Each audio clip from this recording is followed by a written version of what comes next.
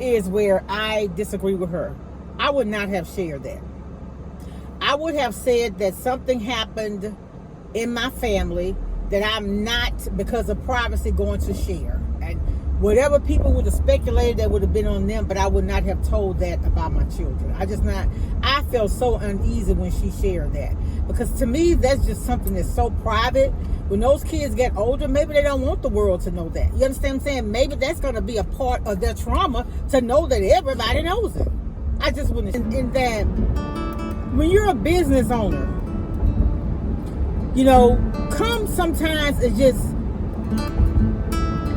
be in the midst and get a sense of the camaraderie in your organization. And you don't want there to be a company culture and an everyday culture. And when I say company culture, I mean a culture when you got company visiting and everybody is nice and polite. That should be the status quo. My mama raised us, she's dead and gone now, since March 2019. Not only treat people the way you want to be treated, but people treat your people the way you treat them. If you keep your house clean every day, you ain't got to grab a broom or mop when company comes. And that ought to be in your house, in your business, in the way you treat people, in the way you live. It just makes things easier for you. And I learned some of the most rude people are the most sick and the most unhappy. You do it to yourself. You do it to yourself. I've been to myself, just me lately. I don't need a lot.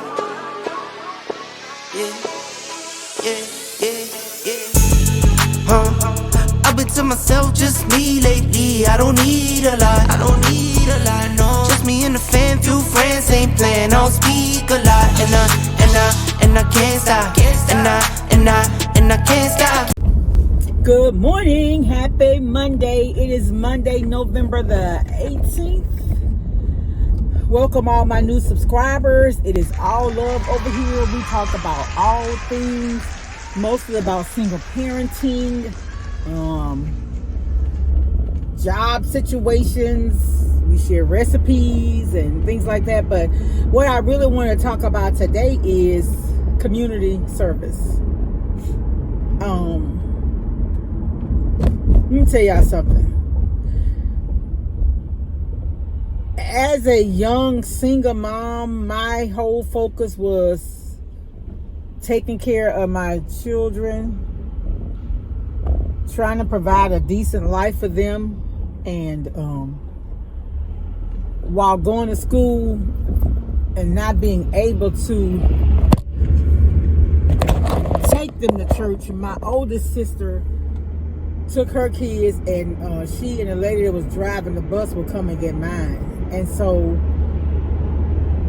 she was always providing service. Like, I work in the kitchen now. She did that for years, until even when her health was failing, she still was up. And then when we first started the food and clothing ministry at our church, she was there working. She couldn't do a lot, but she'd be sitting down cutting cakes and stuff, and eating the ice off her finger when she shouldn't. But she always served. Like, excuse me, if there was someone in the family sick, she was going to go visit them in the hospital. I remember after having surgery, she bought me some of the best biscuits. She sent about her daughter some of the best biscuits I've ever eaten. She was a very, very good cook. I learned a lot. Like my ex had wanted some pigtails. I'd never cooked pigtails in my life. I didn't like the way they looked. And so I called her, and she's the one that gave me the recipe on how to cook them. She's the one I called when I had some tough greens. She's the one who I called, and she told me just put a little pinch of soda, not a whole lot. And so she and my mom and my other sisters, that's how I learned to cook. But I learned a lot about cooking from her and my other sisters. But my two older sisters and my mom was the ones that taught me a lot. And then searching recipes and doing things differently, research. But back to the community service, y'all. When I was more focused on me, myself, my kids, I was okay, but when I really discovered that we are really born to serve, and a lot of people don't understand that, and not a lot of people don't believe that, it'll change your whole life. When you get to a point in your life, I hope y'all can see me because I can't see myself, but when you get to a point in your life where your satisfaction is into seeing other people smile and other people be able to live at peace and just breathe, you know, it changes you. Like, yeah, I took out work Friday, and it's not to talk about what I do, but I'm telling you the experience I have in doing so. I took out work. I took one of my annual days, but it was for community service because it took me 2 nights to bake all of those sweet potatoes. So I baked the last ones Friday morning. So when I came home, I peeled them. I ran them back in the microwave because I like to deal with it I like to mix my stuff when it's warm. Like, I don't, like some people take their potatoes and let them cool and make their salad. Nah, I don't like that, because to me, when you let your potatoes cool and make your salad, you got potatoes and the salad. It's like the flavors don't marry. It's like the potatoes are separate from what you're mixing them with, if that makes sense. So I heated up all the sweet potatoes. I heated them back up. And then I put them in one pan I normally use. It was too small. I ended up getting my big roasting pan, and that's what I ended up putting my sweet potato mixture in. And I actually had a short. I'll share it, put a link to it or whatever if I can. But I did the 40 pounds. I went and got the 40-pound thing, sweet potatoes. The store had them 67 cents. And it's that time of year, y'all. It's our Thanksgiving community feeding at my church.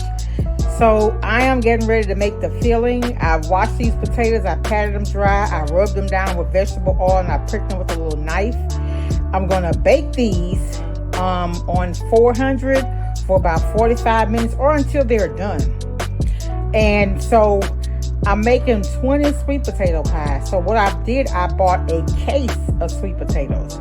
They got them on there. They call them yams. And so I paid $26 for the case. They don't have the Miss Smith pie crust anymore, so I'm getting the Marie Callender's as a substitute.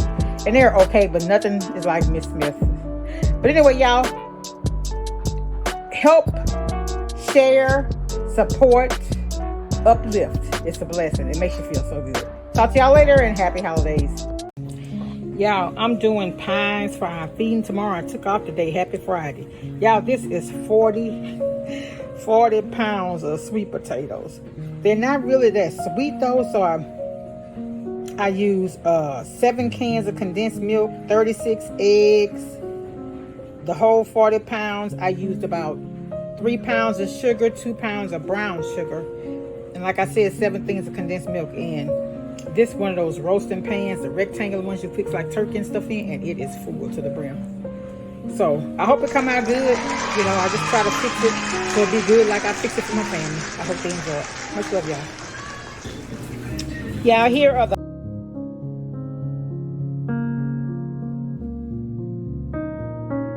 first 2 pies.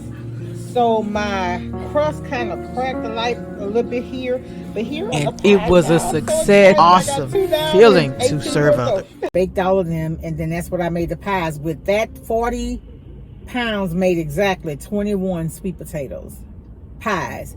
And so my budget, well, I always plan how many people we're going to feed. Normally on a regular month, you know, we feed the 3rd Saturday every month, unless we have a church member pass and we want to use that day for a service. It's our calendar's blacked out for feeding on that 3rd Saturday. We feed. So, but this time, because it was Thanksgiving month, we fed everybody like, y'all early. Yeah, we early, but listen, we feed every month. This is the Thanksgiving dinner that they got. They just got it early. But anyway, what was I telling you? Oh, so when I looked it up, I think I figured up I needed 23 pies to feed 20 people, because each pie you get 8 servings from each pie. And so you cut it in half, and then you cut each half in half, and they give you your 8 pieces. But anyway, so we did that, but I went ahead and made 4 sweet potato pies to make sure that we had enough. I think I figured it was 23. I put what it should have been in here. So we ended up making the sweet potato pies, the pecan pies. Actually, you know how that stuff, the filling be running. So I call myself adding cornstarch to it. But my error, whenever you do cornstarch, you got to make it like a slurry, right? So I didn't do that. I just put the cornstarch in there by itself. But they were still really, really good. They were good. I didn't like the way they looked because they looked a little watery. And then I'm going to tell y'all something. Miss Smith pie crust, they don't make it anymore. I was so saddened by that. And so I used the Marie Calendar pie crust, did okay. But I got some of I bought all they had that looked good. So I got some of the Walmart brand pie crust, and they broke all up when we cut it. And so I don't know if that played a part. I don't know. But all I know is the pecan pies didn't come out how I wanted. So I some of the ladies didn't get a piece of pie. One of them we went delivered to some senior citizens. So what I'm gonna do, I had bought the Cairo syrup myself because we were gonna feed. I was gonna do all pecan pies. I talked myself out of it. I'm glad I did. But anyway, I got I bought the Cairo syrup from Amazon, so I bought 4 things of it, and you can make 4 pies out of each one of them. So I got pecans that I purchased too. I just need to get the pie crust, but I like the Marie Calendar. That's my new one that I'm gonna start using. So, but like I said, Walmart's I got all the ones they had. I think I bought 8 of them. 8 of them, I think. Yeah. So I ended up getting 5 of the Great Value kind. But anyway, so I'm gonna make some pies and sample with the slurry just a little bit, because it's not gonna change it. It's just gonna make that stuff thicken up. I don't want it to be watery. So I'm gonna try that and see how it works. I did see a recipe where they use cornstarch, but they use a lot of brown sugar. And the recipe with Cairo syrup don't call for brown sugar, but I may substitute, do half and half. I don't know. But anyway, I'm gonna, just sample around with it. All right, y'all be blessed. I'll talk to y'all later. Bye. And that when you're a business owner, come sometimes and just be in the midst and get a sense of the camaraderie in your organization. And you don't want there to be a company culture and an everyday culture. And when I say company culture, I mean a culture when you got company visiting, everybody is nice and polite. That should be the status quo. My mama raised us, she's dead and gone now, since March 2019. Not only treat people the way you want to be treated, but people treat your people the way you treat them.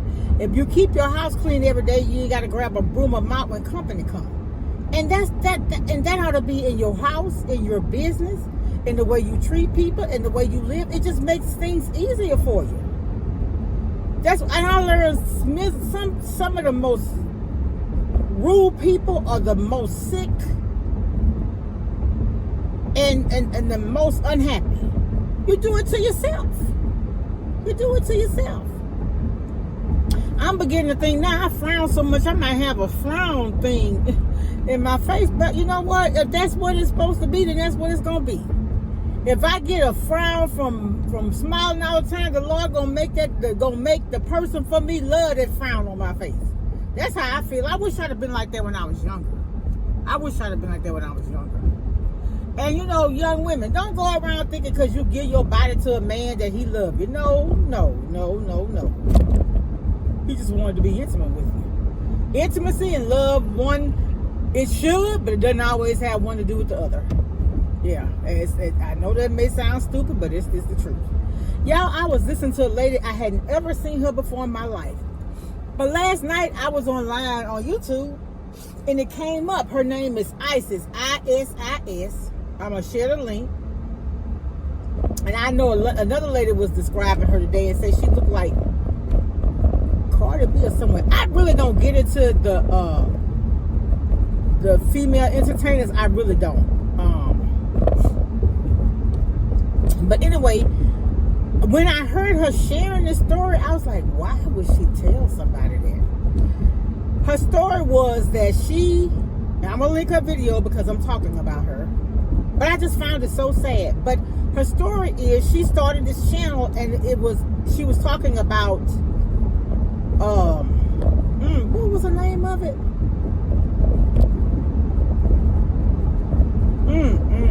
I'm going to have to put it here. I done forgot. basically she was saying that she was going around and doing videos teaching people how to get good husbands. Trophy wife, that's who she is. And how to be a trophy wife, how to present yourself to get a good husband and all that type of stuff. And so and this is my very first time ever seeing her video. So on the video, she said that her son, and then I didn't even think about it. I was just listening to her talk, and I didn't think about this until the lady was talking about it today. She was saying that she thought she had shared that she'd had her baby. I think the baby was 3 months old. I can't remember. But anyway, she was saying that she was sharing. She came on and did a community post about she'd had a baby and she'd be back. And she said she thought she would be back. And then she said that one day she was changing. Listen to this, y'all. She was changing her 4-year-old daughter's diaper. And she was red. And she asked if anybody had touched her. And she said the little girl said, "Daddy." And so she said that when that happened, the husband was out going to pick up her older boys. And evidently she got 2 boys. Like I said, this is just out for speculation. I don't watch her. The husband was picking up the 2 boys, and so she didn't want to cause a situation where he would be alarmed. She said when he came in with the kids, she just told him that she was getting ready to go and get Halloween costumes with her sister, and so she was able to grab all of her kids and leave. And she said that when she got to the hospital, the one hospital she went to didn't perform those type of exams, and she said a police escorted her to another one. And she said that when it was discovered that he had actually did something to her 2-year-old daughter and 4-year-old daughter. Now here is where I disagree with her. I would not have shared that. I would have said that something happened in my family that I'm not, because of privacy, going to share. And whatever people would have speculated, that would have been on them, but I would not have told that about my children. I felt so uneasy when she shared that. Because to me, that's just something that's so private. When those kids get older, maybe they don't want the world to know that. You understand what I'm saying? Maybe that's going to be a part of their trauma to know that everybody knows it. I just wouldn't share that. But anyway, she was saying that she didn't know what was going to happen with her channel and what was going to be the outcome or whatever. She didn't go into details about him being arrested or anything. I went back on her channel to try to see if I could see a picture of her and the husband in the picture, but I didn't. I didn't see any pictures of a wedding or anything, so I don't know. I really don't know. But I just would not, as a mother, I just would not have shared my kids' business like that. I feel like as a child, maybe that's something that you don't want to relive, and for the whole internet to have that, she need to take that down. I was like, oh my God, she's sharing that. But she also said that she was a product of RAPE, and that she had been SA as a kid herself. Now, in my opinion, if she wanted to share her story, it's fine. But my kids, my daughters, I would not have done that. I would have allowed them, that would have been their choice, because that's their life. That's their trauma. That's something that they're going to have to deal with. I wouldn't share that with the public. I just wouldn't. I could be wrong. I was like, nah, she should. And I was sitting there, this was yesterday, Sunday, after church. I was cooking and editing my own video and looking. I was like, she going to share that? There's no way she should have shared that. No way. There's no way I would have done that. But my prayers are for those little babies. And she was saying that she was supposed to protect her children, and her husband knew how protected she was. And she said to think that this was able to happen while I was asleep. That's what she said. So basically she was saying he was sneaking to the girl's bedroom while she was asleep. So my thought is on that. That's why I told y'all, if y'all watch any of my videos, like I said, I don't get very many views. And you know what? It's not even about that for me. God orders my steps, and I'm in his will. So whatever going to be with my channel, with my life, I put it all in God's hands. That's just where I am right now. Anyway, hold on, y'all. Okay, y'all, I'm back. And so that's why I was saying, and I often remember I used to love listening to Michael Basin in the mornings. And I remember one time he was saying about this little girl. She was 15 years old and she was being molested by somebody. And they asked her why she didn't ever tell. And she said that she was afraid her dad was going to jail because her dad had said, if anything happens, somebody ever do something to my baby, I'm going to kill him. See? And so she thought that he meant it literally, and he may have, but that's why she was afraid to tell. So, y'all, we don't know what the children will be going through. That's why I be praying for kids' protection all the time. And that's why when I see single women, but the story is, she said that that man was those girls' dad, that he was their dad. But anyway, I don't know how long they've been married, but I know she said on one of them, because I went back and tried to look at some of her videos, but I know what she said. She said on one of them that she met him, it had been a year when they met and they married, I think is what she said. But she was a trophy wife, almost like, I guess she didn't have to work and she was pretty, so he took care of her and all that type of stuff. But let me tell y'all something. People get peace and materialism mixed up. So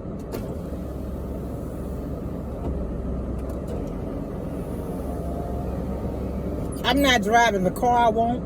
I'm not living in the house I want. I don't have the job I should have. I'm not gonna lie to y'all. I love my job. I love my job. I love what I do because I know I make a difference and I know I help people. Sometimes I get discouraged or whatever because, there are some things I would like to change, like, the pay for the new employees and stuff. But I do the best that I can, but I don't have full control, right? So and this is my logic. When I do all I can, I let God do the rest. And anybody that's depressed and going through things, that's how you have to live. See, that what happens is we want to be the author and the finisher of our faith. We want to be in control of our lives, and we're not. Just pray that God orders your step, that you live in His will, and you pray for peace. Peace to endure, to understand, discernment. Yeah. And so I ain't always been like this, but I was at work today. I was at home yesterday, and y'all, I was just so peaceful. A lot of times women say, I want a man. I would love to have me a good man in my life. But I've been in a situation when I had one that wasn't so good. And then, and it's the thing too, you got to understand that a person may be bad in some ways and just downright good in other ways. But in the ways they're bad, it has to be something that you can tolerate, right? So that's the thing, if I'm all over the place, y'all, but I'm just trying to help somebody because my heart went out to those little girls. And I went back and looked, and she did have some pictures posted of some little girls. And if I would be her, because I've listed, and another lady said the same thing, and I agree, because she has listed those kids' personal information, she need to take them off of social media. Because everybody could look at your child now and say that child was molested, sexual assaulted, or whatever. I would not share that because you know what? Like, I live in Louisiana, and the state of Louisiana sealed anything dealing with juveniles is sealed records, right? And so, if the court system protects your child, why won't you and you're the parent? I was like, why would she share that? She could have went so far and not been, I'm not saying to lie, but let people speculate. If you want to give them all if you want them to be all in your business, just let them speculate. You don't have to tell them. Let people think what they want. But sometimes it's a learning experience for young women. Like I said, I'm darn near 60 years old, so I've been battle tested, and I've been through some things, and there's just some things I wouldn't do. I think sometimes, I don't know, I may appear to be a prude, but really I'm not, because how can I be 3 kids, never married, you know what I'm saying? But still, like I said, my pastor always say, you can't judge me for my past because I don't live there anymore. If I repented and God has forgiven me, how you feel is really irrelevant to me, because you don't have a heaven or hell to put me in. And I'm saying that with love. I'm saying it with love, because I know better and I do better. There is nobody on this earth right now to say I do anything bad to anybody. Nobody. Nobody could tell you that. If they tell you that, I'm going to tell you outright they are not being truthful. My mom told us not to use that word, but I'm going to say they're a lie. We couldn't say a lie or stupid when we were growing up. My mom did not let us have that. We couldn't use that kind of vocabulary in her house. We couldn't.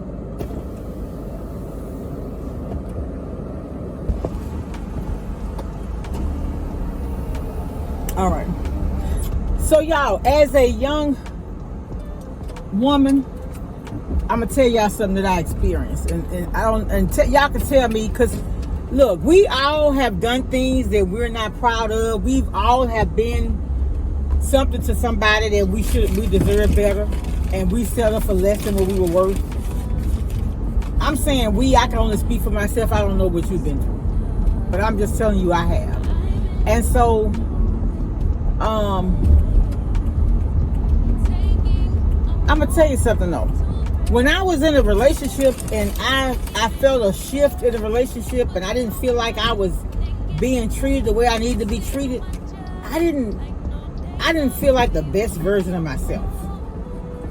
How can I explain that to make it make sense? I knew I deserved better, and I stayed too long in a situation where it wasn't benefiting me at all, and I just wasn't the best version of myself.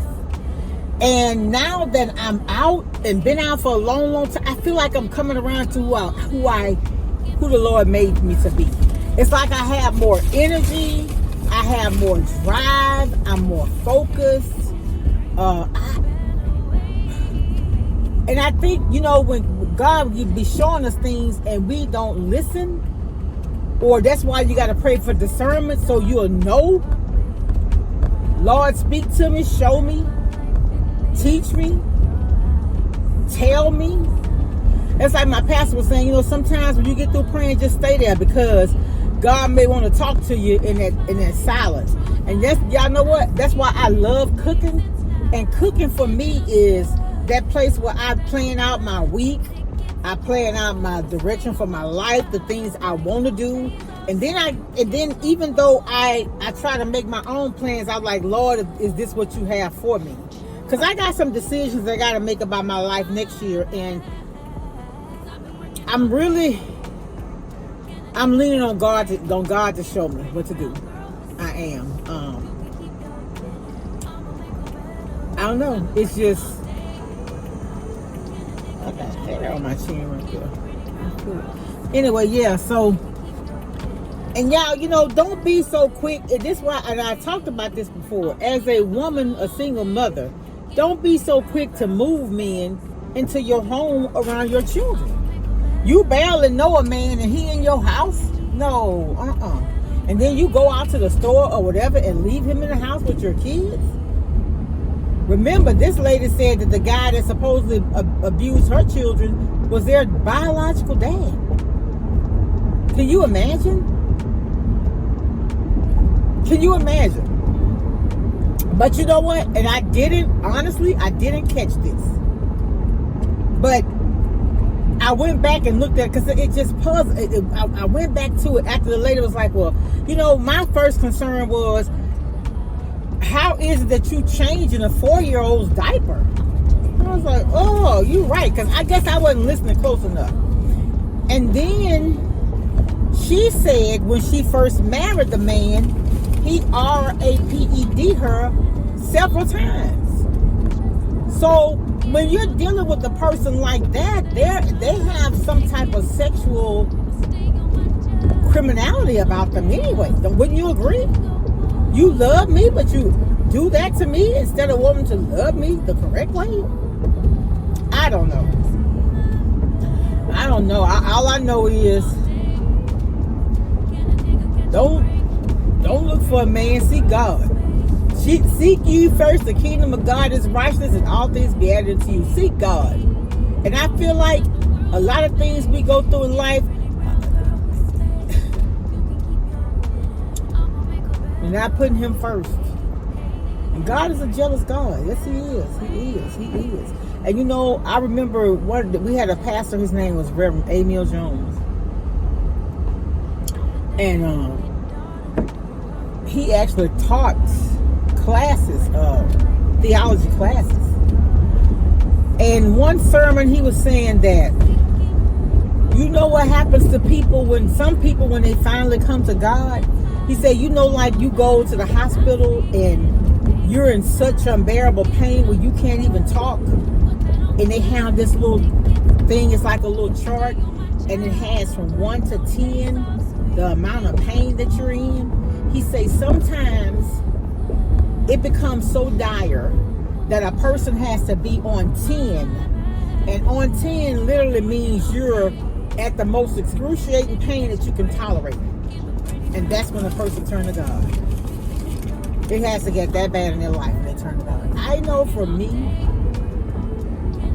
when I was younger, I knew who God was. I went to church, but I wasn't faithful in the church.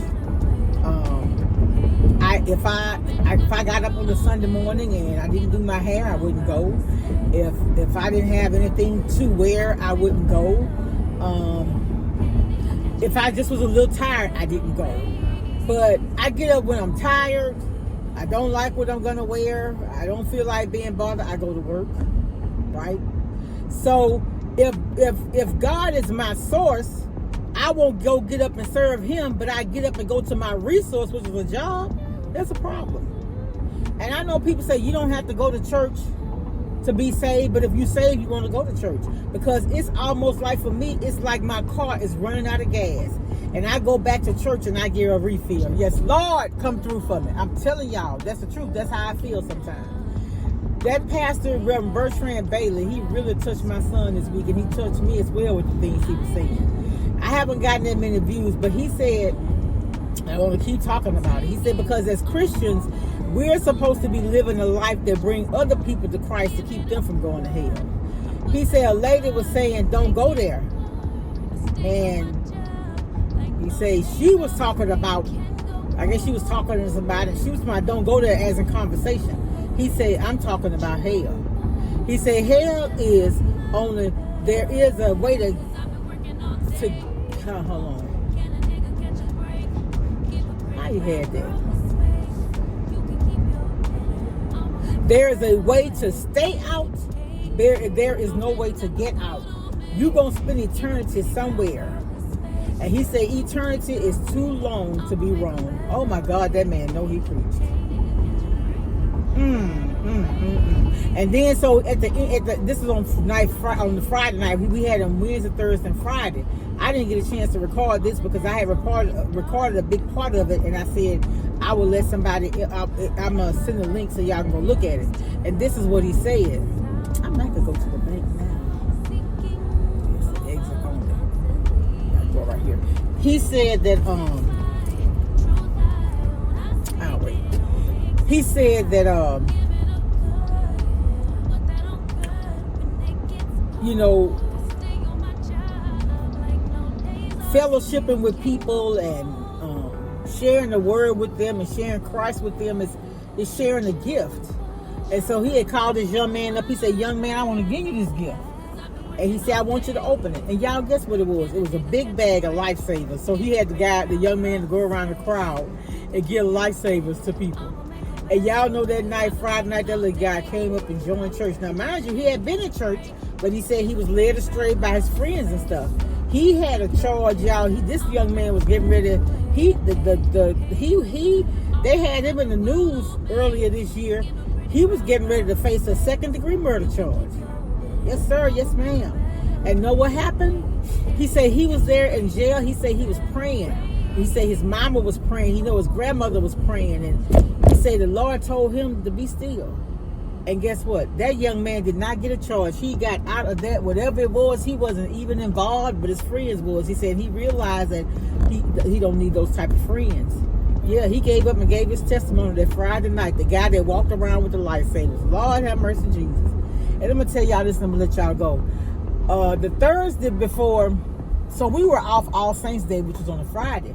So the Thursday before that, it's a guy worked with us. He came over and he said, today my Friday. I said, yeah, this is my Friday too. I said, I thought y'all had to work. He said, no, we off. He loved Fridays. Y'all, I come back to work that Monday and they told me he died that Saturday. He had a heart attack. And then, y'all, he died the Saturday evening. His mom died that Friday. So this weekend they buried the son and his mother. Say, Lord have mercy. Jesus is calling, God is calling his people home, y'all. It's time for us to get right. It's time for us to follow him. You know, we're not perfect. We're going to make mistakes. But having an intimate relationship with him could change your life. I've said in sermons and I'm telling y'all, I've said in sermons and I've been convicted. I was doing things I shouldn't have been doing. I changed it. It'll help you. It'll help you. I'm telling you. I'm telling you. Oh, Lord. All right, y'all. I can talk y'all to death. Let me get to work. I'll talk to y'all later. Bye.